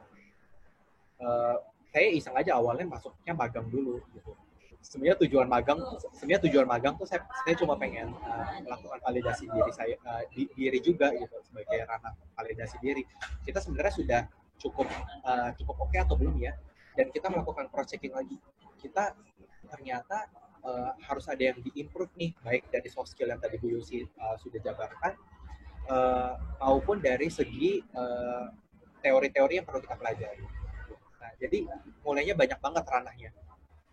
Prinsipnya utama yang tadi itu, jadi kita cari dulu pengalaman sebanyak-banyaknya, insentif atau plan-nya itu semua akan diikuti. Seperti itu. Oke. Jadi tidak menutup kemungkinan ya, fresh graduate ya, dan tidak mungkin ya. Oke, baik teman-teman, keterbatasan waktu ya, hingga kita tidak bisa lanjut. Jadi banyak sekali hal-hal yang menarik di sini, pembelajaran tidak hanya teori ya, tapi pembelajaran hidup juga ya. Bahwa untuk mencapai sesuatu itu ya butuh pengalaman, butuh pengorbanan gitu ya. Mungkin kalau awalnya fresh graduate nggak bisa langsung dapat pendapatan yang tinggi, tapi bagaimana kita membangun networking dulu ya, membangun portofolio dengan pengalaman yang banyak ya. Oke, baik. Terima kasih sekali Mas Stanley atas sharingnya hari ini. Saya yakin bisa menginspirasi teman-teman semua ya. Nantinya ketika sudah lulus ya, kembali ke tempat masing-masing, berkarya tempat masing-masing. Atas nama Fakultas Farmasi, Program Studi Profesi Apoteker, terima kasih sekali atas kesediaan waktunya ya, dan mau berbagi dengan adik-adik mahasiswa profesi apoteker. Sekali lagi terima kasih.